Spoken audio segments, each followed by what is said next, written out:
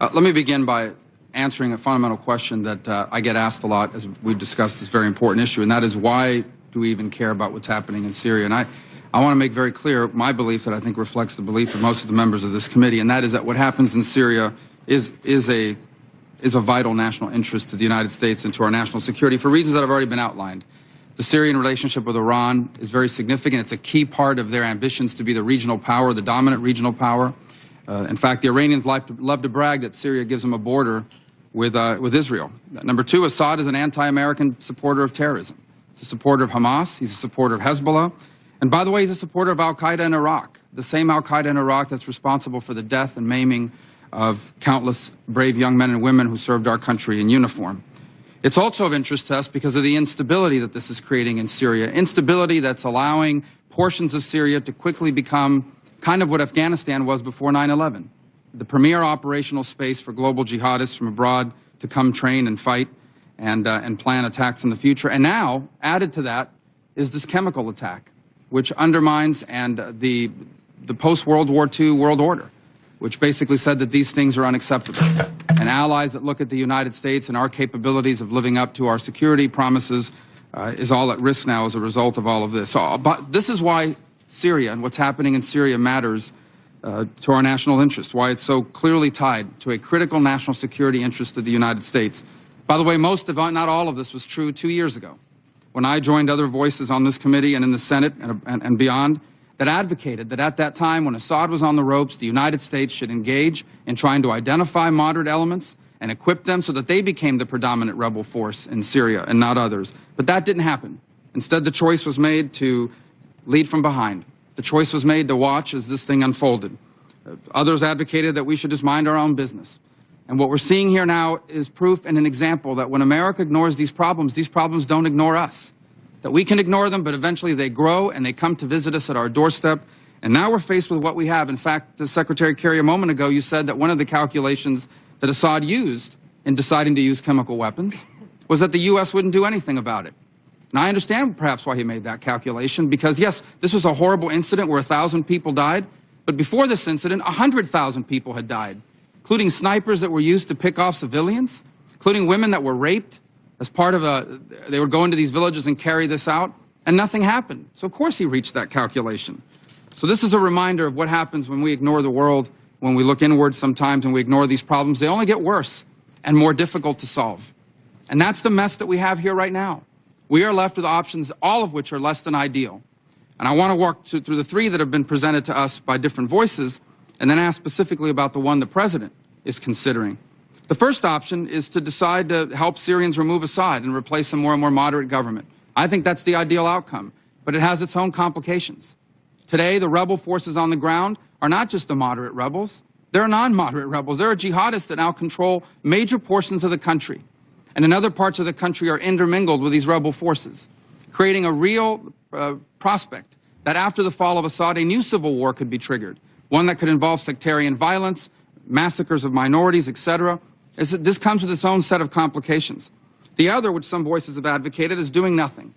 But that would guarantee the following outcome: an emboldened Assad, an emboldened Iran, increased instability in the country because portions of that country will still be ungoverned, and it'll also send a message to the world that there is no red line that they should fear crossing. So Iran will move forward toward nuclear weapons. North Korea can act crazier if that's even possible. Our allies in South Korea and Japan may start to doubt their security arrangements with us. Israel may decide it needs to strike Iran unilaterally. Iran will move towards the bomb, which, by the way, won't just be an Iranian bomb. It'll be a Turkish bomb as well, and a Saudi bomb, and maybe even an Egyptian bomb one day. The third is the action the President is asking us to consider, what he termed, not me, what he called a shot across the bow, a military strike of limited duration and scope that has three goals, as I understand it, that have been outlined here today. Goal number one is to hold Assad accountable. Goal number two is to deter this behavior in the future. And goal number three is to degrade Assad's capacity to carry out these attacks in the future. This is the President wants us to authorize a limited strike that would accomplish these three things. The questions that I have, quite frankly, I'm a bit skeptical that the act that what the President is asking for will provide the support needed to achieve these objectives, and that these objectives are even realistic at this point. So here's my first question. I think I'll ask this of General Dempsey. The calculation that Assad has made is that the reason why he's using these chemical weapons is because he's afraid that if he doesn't, he could lose this war, be overthrown and killed. That's the calculation that he's made. That's why you use these chemical weapons. He wants to beat the rebels. So my question is this: can we structure an attack that tips that calculation, where he'll basically decide that he would rather risk being overrun by rebels than risking a limited attack from the U.S. if he uses these chemical weapons? He has to decide, I'll use chemical weapons and take on a limited U.S. attack in the future, or I'll risk being overrun by the rebels. How are we going to unbalance that and lead him to calculate that he's better off risking losing to the rebels? Well, Senator, I think maybe even more insidious than that. He's reached the point where he now thinks of chemical weapons as just another weapon in his arsenal, and that's the part that makes this so very dangerous. And I think that as I've provided advice on what targets may be appropriate, I certainly want to degrade his capabilities coming out of this. I want to come out of it stronger than we go into it. Leads me to my second question. How confident are you, and how confident can you express to this committee you are, that we can, in fact, put in place a military plan that's limited in scope and duration that can effectively degrade Assad's capability to carry out future chemical attacks? I'm confident in the capabilities we can bring to bear to deter and degrade, and it won't surprise you to know that we will have not only an initial target set, but subsequent target sets should they become necessary. And this question is probably of Secretary Kerry, and I think this was asked earlier, but I think it's important to elaborate on it. One of the concerns that I have, and I've heard others express, is that Assad could take 3, 5, 6 days of strikes, maybe longer, maybe shorter, and emerge from that saying, I have faced down the United States and I have held on to power and survived, and at that point be further emboldened both domestically and perhaps even abroad.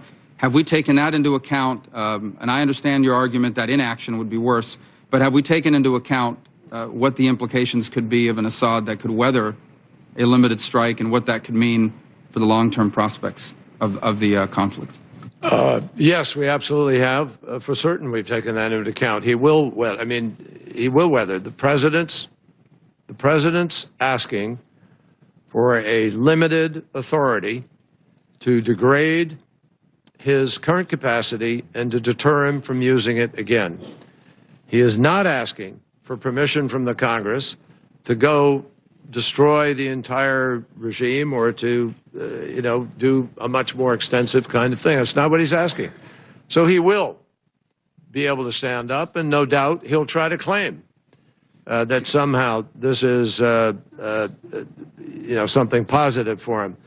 But I think General Dempsey has made it clear, and I think we believe deeply, as do others who are knowledgeable about this in the region, that there is no way that it will in fact be beneficial for him, that will not translate for him on the ground, that the defections that are taking place now and other things that will happen will further degrade his capacity to prosecute going forward. And I want to emphasize something. I want to come back to it because I don't want anybody misinterpreting this from earlier. This authorization does not contemplate and should not have any allowance for any troop on the ground. I just want to make that absolutely clear. What I was doing was hypothesizing about a potential, it might occur at some point in time, but not in this authorization, in no way.